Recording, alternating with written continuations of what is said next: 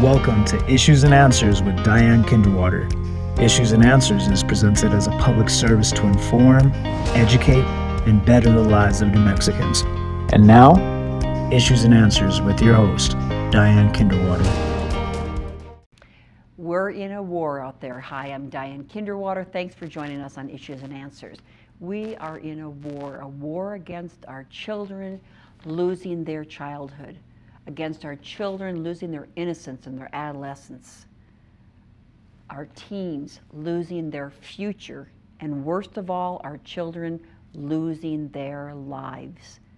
But there's hope, and the hope is from many different organizations, but today we're going to talk about the New Mexico National Guard and what they are doing in our schools to give us as parents hope and to give our children a fighting chance at having a good, productive life and to have life and not to lose it. So please stay with us as we discuss what the National Guard is doing in our schools to help our children thrive and be happy, successful, and to stay off drugs. We'll be back right after this. Welcome back to the program. I'm Diane Kinderwater. I don't have to tell you, we read about it in the newspaper, we hear about it in the news, we perhaps see it in our neighborhoods. Drugs are everywhere. They're in our schools, but worst of all, they're in our children. And we're going to talk about a program that the National Guard, our New Mexico National Guard, is deeply committed to, deeply involved in, to bring some hope and, of course, awareness about not taking drugs. Correct? Gentlemen, I have with me two guests, Sergeant Robert Stoppel, Jr. Thank you so much for being part of the program and for your service to our community and to our nation. And Staff Sergeant Thomas Hammer. Thank you, Thomas. Staff Sergeant Hammer, both of you from Albuquerque. And again, in our service, our National Guard. Thanks for your service again. How long have you been in the National Guard? For 5 years. 5 years? How about you, Staff Sergeant? Just over 8 years. 8 years, that's a while. How long have you been, we're going to talk about the program, New Mexico National Guard Joint Counter Task Force. There's an acronym for that. Yes. What is it? It's NMJCDTF. Oh, that's worse. NMJCTF for the TF for the task force. Drug Demand Reduction Outreach. Why is the National Guard involved with this? Staff Sergeant Hammer. Well, we got involved in this, it's been a while, since the late 80s, 1980s. It's a fight because it's a war? I mean, we're fighting a war. It's a war on drugs. And it looks like, I mean, for the most part, we know about wars, combat with the arms protecting our citizens, our residents, our state, our country, but we're not talking about protecting our children, correct? Yeah, and that's where the counter-drug program comes in, is we're able to operate in our communities here at home and help protect our citizens where we live. Wow. Drug Demand Reduction Outreach is what you're doing. So tell me about the history of the program. After Ronald Reagan declared the war on drugs in the late 80s, there was a need to create programs to help law enforcement agencies, and so the Counter-Drug Task Force was created, and New Mexico is one of the first states to have it. What does a Counter-Drug Task Force generally do? Staff Sergeant Hammer. So it's a multifaceted program. They have aviation assets. They have aviation assets, meaning airplanes, right?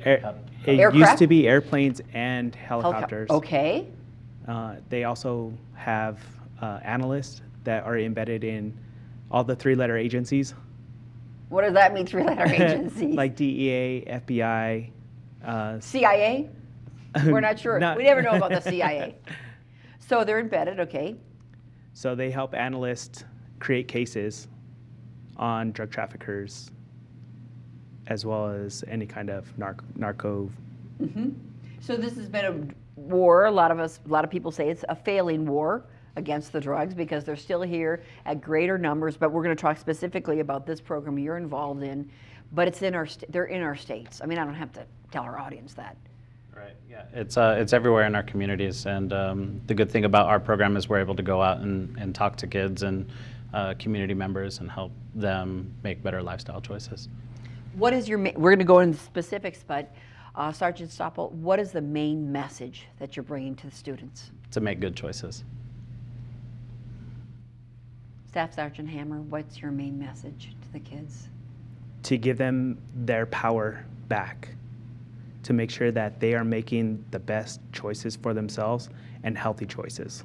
What do you mean you're giving their power back? Where did it go? And who did they give it to? I don't think that the youth feel like they have power to make choices for themselves. Elaborate on that a little bit. What do you mean? A lot of influence from friends, family members possibly, having those bad role models in their life. So being able to decipher which role models they want to follow and lead, and also like lead their family members in, because they'll have younger siblings or younger cousins in their family, and be able to make those healthier choices for them as well. So do you think that's kind of the main, I mean, we hear of gangs, I don't even know if we know of their gangs, but we've heard that our youth here in New Mexico kind of wanted to join gangs because they felt it was like a family structure for them. They didn't perhaps have the family support, but they found that in a gang, and they felt comfortable in the gang. They received their attention and their support from a gang, but the gang perhaps turned them on to the drugs and to violence and to crime activity. So is the main key telling kids you can make your own choices? That's a big part of it, that's for sure. Yeah, helping them realize that they're able to make choices for themselves and don't have to follow other people. Interesting. Has that changed through the years? This message about being a part of a gang and making their own choices?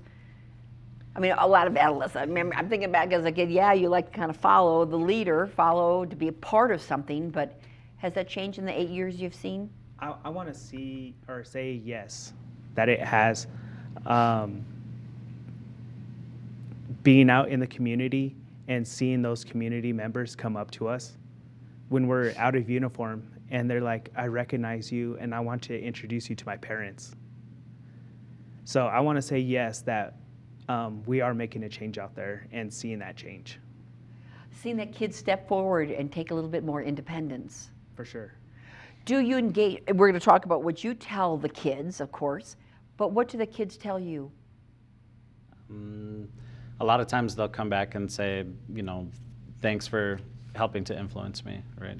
No, I've seen it happen. I'm also an instructor for new recruits in the National Guard, and I've seen recruits come into our program to get trained before they go to basic training, and they'll say, hey, I remember you from my high school.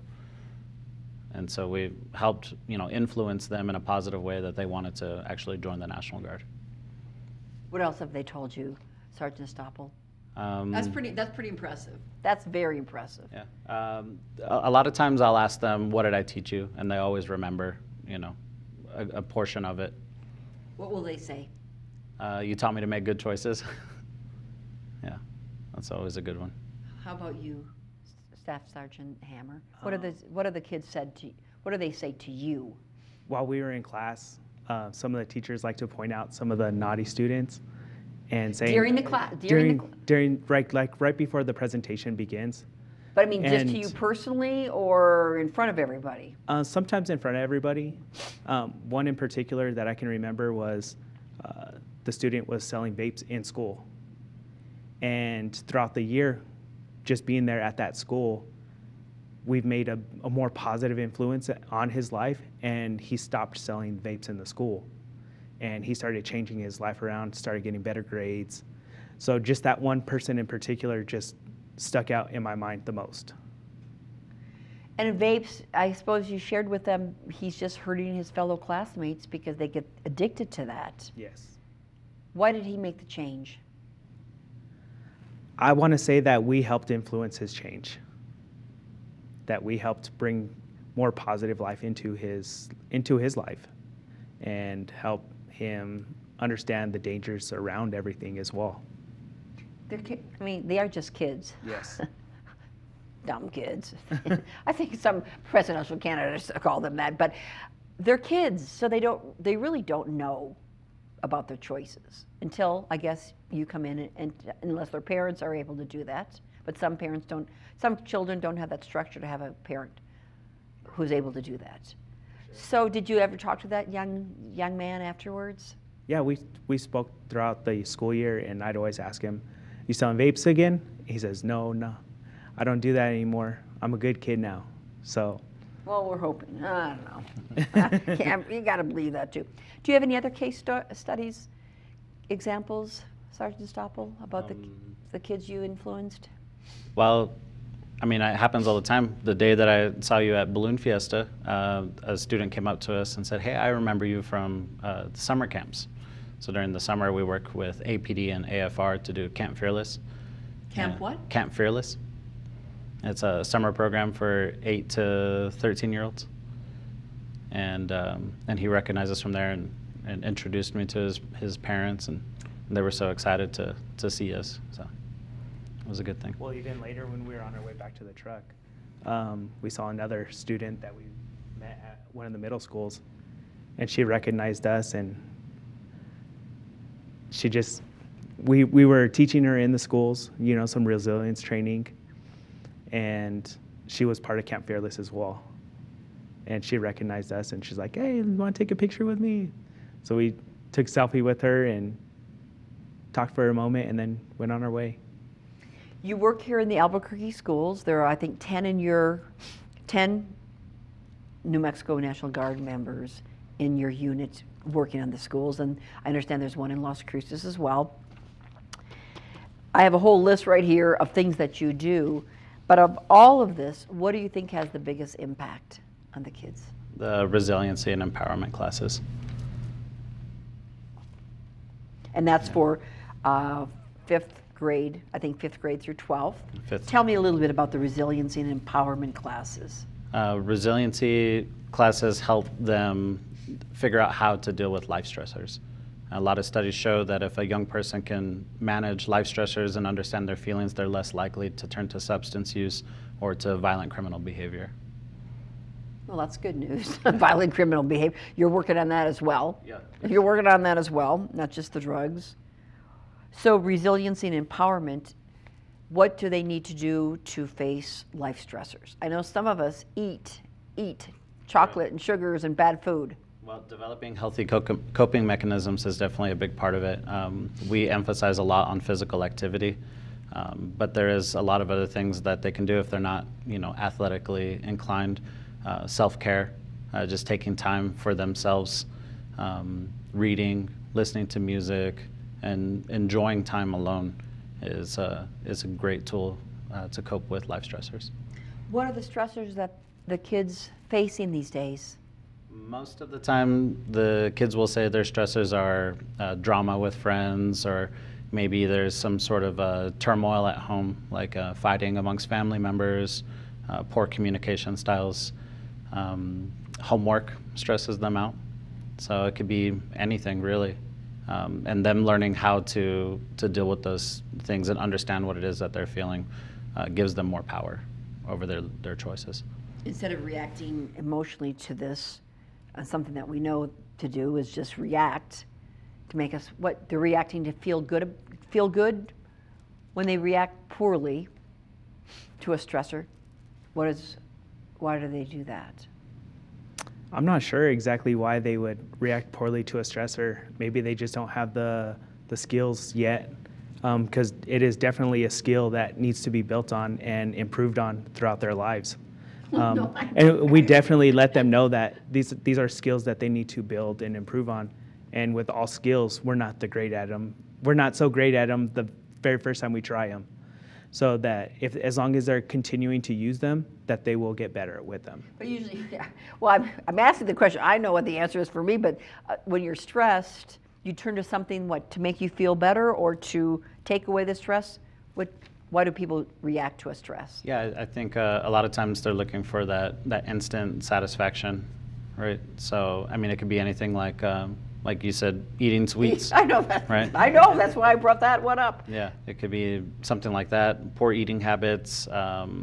Sometimes, not doing anything at all could be their coping mechanism.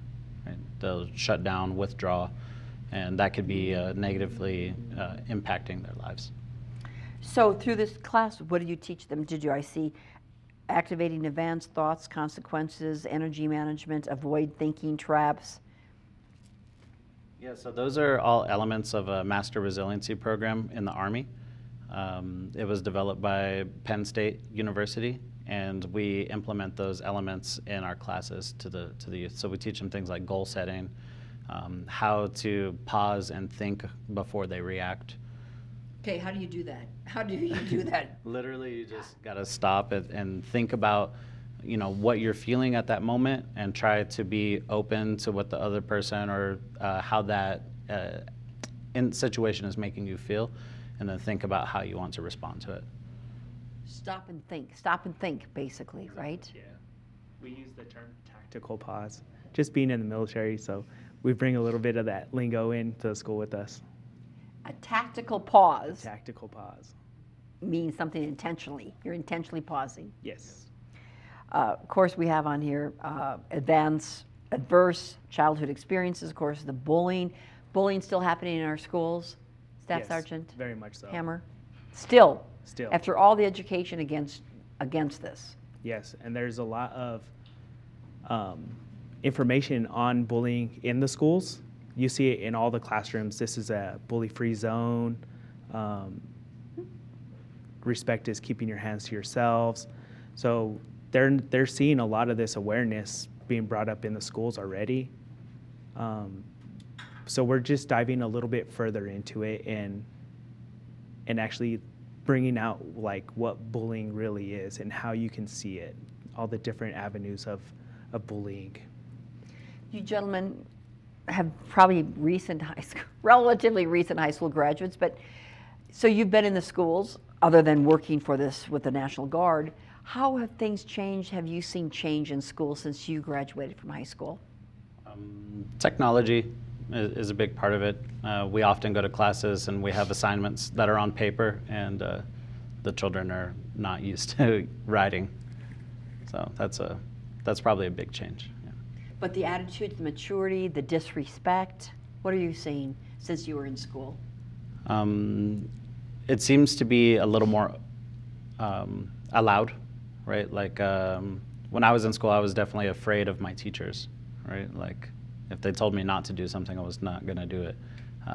But there's a lot of kids are more brazen to argue with their teachers, and sometimes a lot of teachers will just not allow or not enforce their own rules. Why do you think, I know that, I'm asking, why do you think that is? I'm not sure, actually. Well, because Parents will get involved and say, you can't parent my child. That's my job, not yours. You're there to teach them. they have kids with their cell phones videotaping the teachers, and Yeah, that too. that's, yeah, the teachers are more afraid, it seems, of the kids than the kids are the teachers, because they've taken away any responsibility of the teachers to put discipline in the schools. So do you see, Staff Sergeant Hammer, discipline in the schools? Sometimes. Some teachers, I feel like they have a better grasp on the class. I think they built a really good rapport with the students, and the students respect that teacher.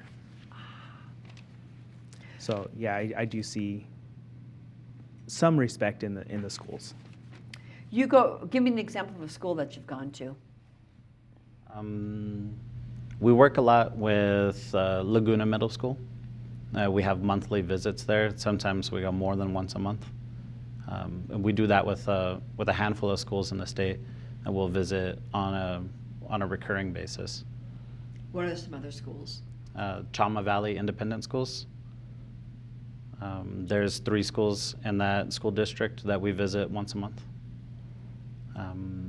And then some schools here in Albuquerque we have monthlies with, like Jimmy Carter Middle School, John Adams Middle School. So. And this program, part of the resiliency and empowerment is starting at the 5th grade, so it goes through the middle schools. Yes. But also you have substance abuse awareness and prevention classes. Can you tell me, please, Staff Sergeant Hammer, about those? Yeah, so that's what we're going to bring the facts of certain substances that they're seeing within the schools.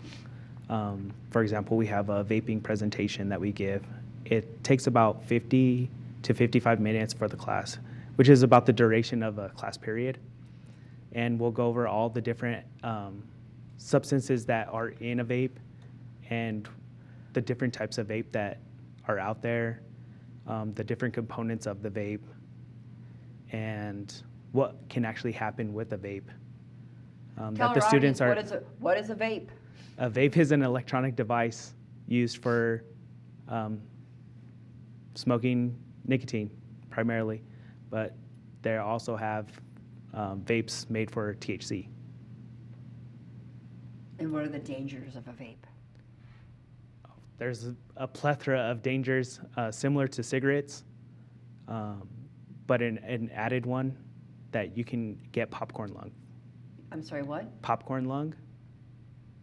It's there's a chemical in a vape with certain flavors called diacetyl, and it causes inflammation in your lungs, and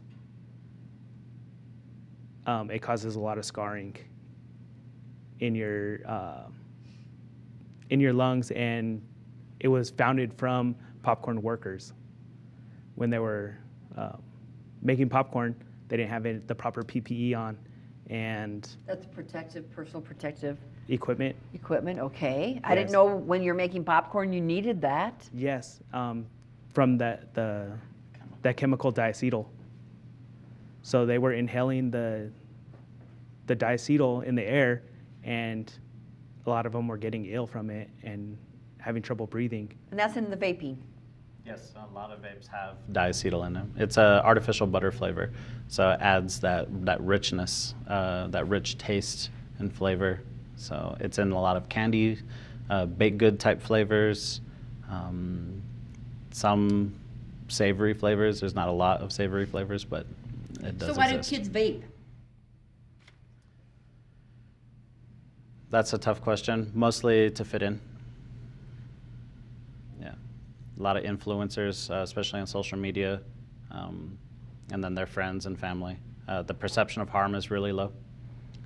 Ah, the perception of harm is low, but it's there. It is there. You're there to tell them it is there. And that was by design from the vaping industry, saying that it was just water vapor, so it was less harmful than cigarettes. That's So what I thought. that like I said, that was by design to be improved. Like, hey, vaping is less harmful than cigarettes. So that slogan continued on, and we're trying to let students know that it is not less harmful than cigarettes. And you're letting us know. Thank you for that. I think they just want to show that they're growing up and then that they can do it, right? Yeah, that's a big They want to fit in and grow up too fast. You also go through kindergarten to fourth grade. What do you tell the kids, the kindergartners? So for like kindergarten, first grade classes, we mostly do like understanding feelings.